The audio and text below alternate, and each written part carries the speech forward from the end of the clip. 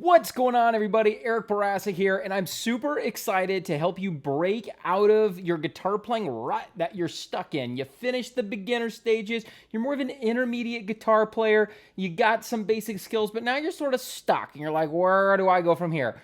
Well, great news. I've got the solution for you. I've been helping self-taught, intermediate, adult guitar players get out of this rut for the last 17 years. So let's waste no more time and dive right in. First, let's start with the 5 common traits that I see when an adult guitar player contacts me for guitar lessons. Number 1, they are typically self-taught. They have not usually had professional lessons before. Number 2, they've been playing for years, sometimes on and off, sometimes just a few years, sometimes for a very long time, but typically they've been playing for a while. They are not sure what to work on. They know that they want and need to improve their skills, but they're just like, where do I go? They're not very excited to play. They've kind of lost that zeal, that enthusiasm for playing guitar. And there's no consistency, right? Since they're not very excited, they're not really making a habit of practicing on a daily basis with a regular schedule. So if that sounds like you, then you've come to the right place. I'm going to give you some really practical things that you can do to bust out of this rut right now. And all the things may not apply to you, but 9 times out of 10, this is where guitar players in this position that come to me need to start. So here we go. All right, so how to stop being an intermediate guitar player and become a more advanced guitar player. Number 1 is we got to stop with this like 20, 30 minutes a day of practicing. You need to be doing 1 hour a day minimum, but it's best if you can do 2 to 3. If you can do 2 to 3 hours a day, that's going to be great. If you can do an hour minimum, you will still get to those more advanced levels of playing, but 2 to 3 hours a day is going to get you there way faster. And I'm going to give you some tips for how you can do that. If you're like, there's no way I have that much time, I bet we can make this happen. Then you also need to be setting aside 6 days a week for practicing, not 3, not 4, not 5. You got to do 6. Okay. I find that if I do 6 days a week of practicing, if I miss 1 day, it's okay. But if I'm only doing 5 days, if I miss a couple days, I notice the difference. So 6 days for sure. And then you need to create a plan and then mostly stick to it. It doesn't have to be perfect, but you need to have a general plan for what you're going to do. If you're going to go to the gym and work out, you don't want to just wander around and be like, oh, that looks fun, I'll do that for a while. Oh, that looks fun, I'll do that for a while. That's no different than hopping on YouTube with your guitar and being like, that looks like a fun lick. That looks like a fun song to learn. We need to have an organized plan so you can get in, get out, boom, and move on with your life. Now, before we get into what a good starting point for this plan looks like, let's talk about how you can actually set aside 1 to 3 hours a day for practicing guitar. Number 1, I would recommend getting up early and doing it first thing in the morning. And if you're saying, well, Eric, I can't get up early, I bet that's not true. I bet you actually could. Here's my first question for you. Do you stay up late at night watching TV, eating snacks, doing that kind of thing? Go to bed earlier. So if you're someone who likes to stay up to 11 or 12 at night and you're like, well, I'm a night owl, that's an excuse. You can train yourself to start going to bed at, I know, it sounds crazy, 8:30, 9 p.m., wake up at more like 4:30 or 5, and if you actually go to sleep, if you're asleep by 9 p.m., more than likely you'll wake up about 5 a.m. ready to go. So for me, my kids don't really need, and I have kids, but they don't typically have to start kind of getting up and getting ready until 6:30 to 7 a.m. So I can usually get an hour to an hour and a half in first thing in the morning. And then you could do another hour, 30 minutes to an hour in the evening as well. So it's definitely doable. You may just have to be looking at some of your other priorities, but it definitely can be done. I think if you took a really hard look at your schedule, you probably can find at least 1 hour a day, and more than likely you could find 2 to 3 hours. I'm not saying it'll be easy, but I bet you could do it. Okay, so there are seven areas of playing that we want to focus on as an intermediate guitar player to get us to those next levels. Number one is going to be rhythm. You need to be able to read and count quarter note, eighth note, 16th notes, and dotted notes, and all their variations. I'm going to take you through just the beginning of my Rhythm Mastery 1 in my 90-day guitar lesson program that I do with guitar players who are feeling stuck. This is one of the core things that we work through is rhythm mastery. So basically in the top line, you have quarter note strums, right? So this is just, each one gets a beat. 1, 2, 3, 4. That's your parent rhythm when you are in 4/4, meaning 4 quarter note beats per measure, which is most music that the majority of us are listening to all the time, but not you Dream Theater guys, right? Okay, and then the next combination is doing one group of eighth notes per measure. So that's going to look like this in the second line. 1 and 2, 3, 4, 1, 2, and 3, 4, 1, 2, 3, and 4, 1, 2, 3, 4, and. If that's easy, then sweet, we're gonna move on. You wanna be able to do each of those measures 4 times in a row without stopping and counting aloud, and then try putting the whole line together. So for instance, when we do the 4 eighth notes, starting in the third line, this will be the third and the fourth line, we've got if I do just that first measure, 1 and 2 and 3, 4, repeat, 1 and 2 and 3, 4, repeat, 1 and 2 and 3, 4, again, 1 and 2 and 3, 4. You want to be able to do that with every single measure and then put the whole line together like this. 1 and 2 and 3, 4, 1, 2 and 3 and 4, 1, 2, 3 and 4, and 1 and 2, 3 and 4, 1, 2 and 3, 4, and 1 and 2, 3, 4, and.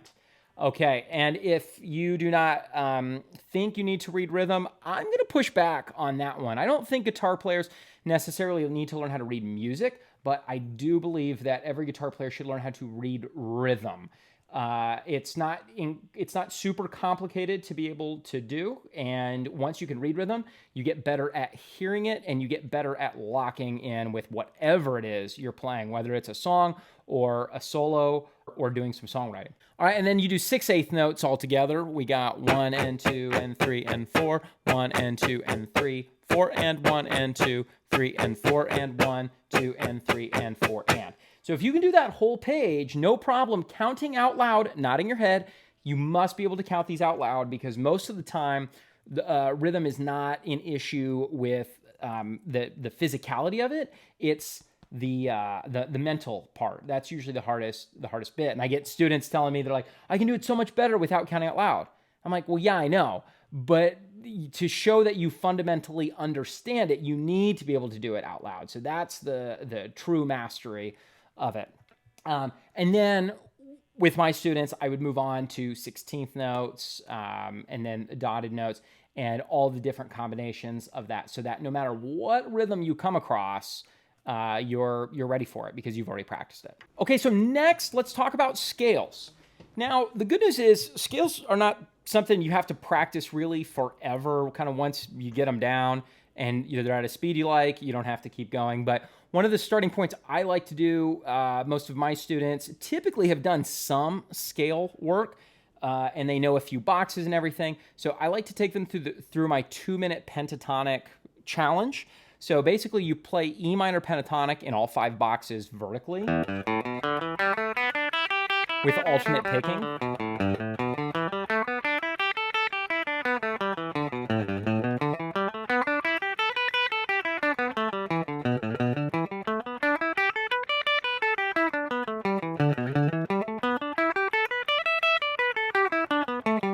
And then horizontally,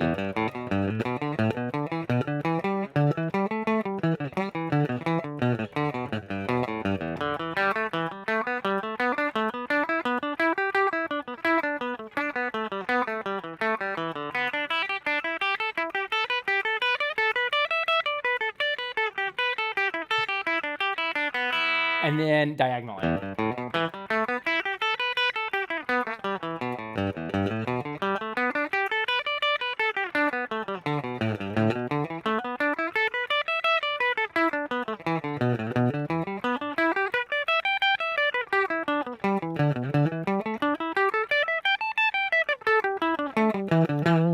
And you just got to be able to do that in less than 2 minutes. It definitely takes some time, But what I do with my students is we just do it in chunks, just day by day, week by week.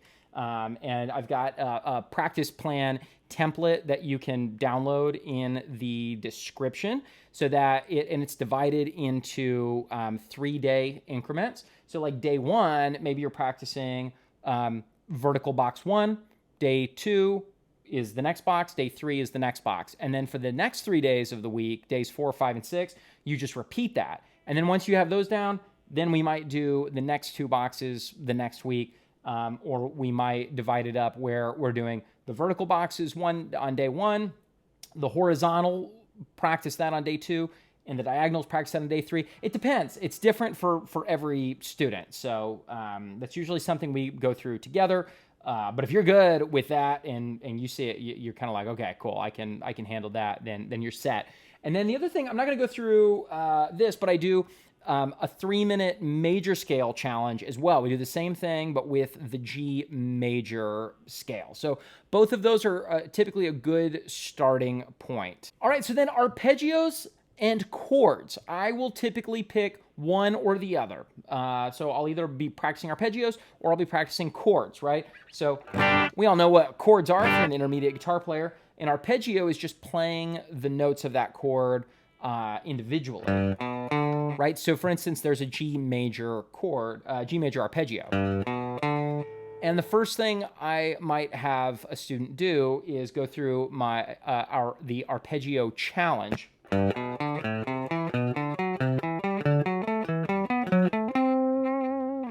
And I don't make them go backwards. I just make them go up. So G, A minor, B minor, C, D, E minor, F sharp diminished.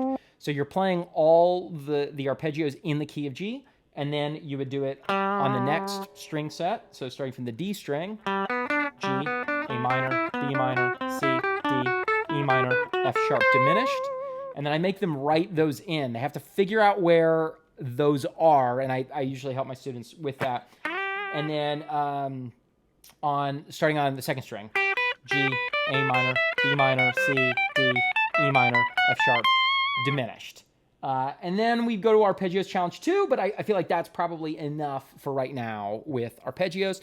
And then with chords, I'll take them through Chord Mastery 1 to start, which is just being able to do some basic chords at 100 beats per minute, 4 strums per chord. So it'd be like 1, 2, 3, 4, 1, 2, 3, 4, 1, 2,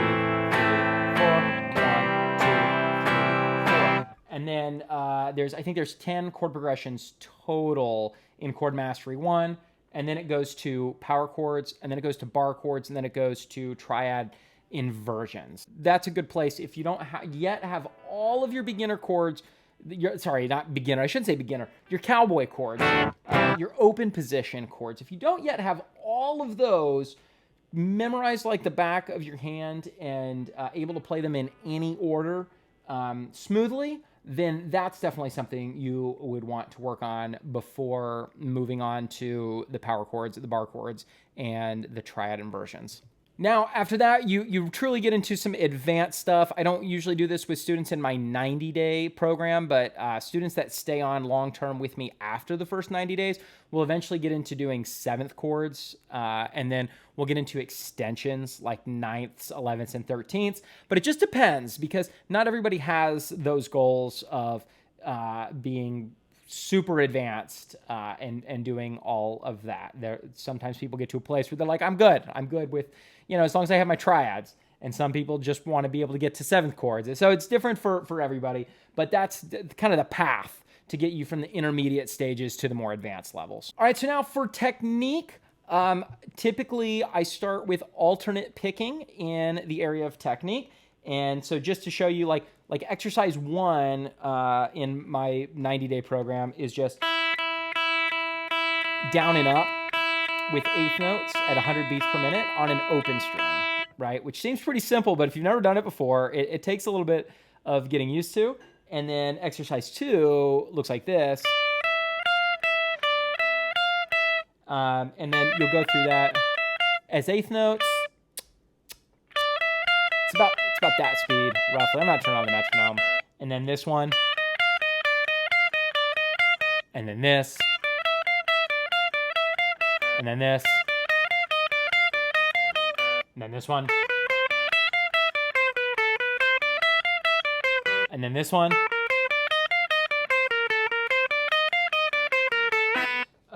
And then there's a pentatonic descending threes pattern, I think, in there somewhere. And then we go through, and then we do it legato, right? So with hammer-ons and pull-offs. And we'll do those exact same exercises that I did with picking. There might be a few slight differences in there. I have to double check. But basically getting you comfortable with your legato playing. And then finger picking. Every guitar player, I believe, should do some basic finger picking. So a good one to start with is like the dust in the wind pattern. So this is where you're going to pluck strings 5 and 2 at the same time. We just make a C chord. And then you're going to go 5 and 2 together. And then 4, 3. And then you do it again, but all separated. 5, 2, 4, 3. So we have 5 and 2, pause, 4, 3, 5, 2, 4, 3.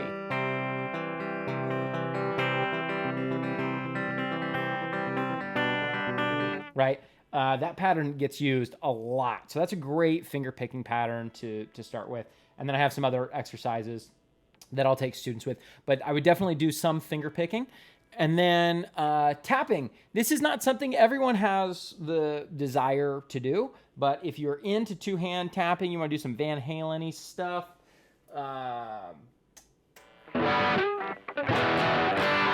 Right? So the basic Van Halen pattern, if we go like 15, 12, 15, 17, you would tap 17, flick off to 12, hammer on to 15. And then we do different variations and shapes of that, and then you can start doing like, that kind of a thing. Or like some Satriani pick tapping, okay? So I would find some cool tapping things to work on. And then the whammy bar. If you're into the whammy bar, I'm a big fan of the whammy bar. I'm a whammy bar addict. Despite using this telly that has no whammy bar on it right now, but I would find there's some really cool things you can do with the whammy bar. I think I have a few videos on some whammy bar antics, and just search Eric Bourassa Whammy Bar Antics. That's a fun one. And then of course harmonics, your natural harmonics. If you haven't done those before, and then pinch harmonics.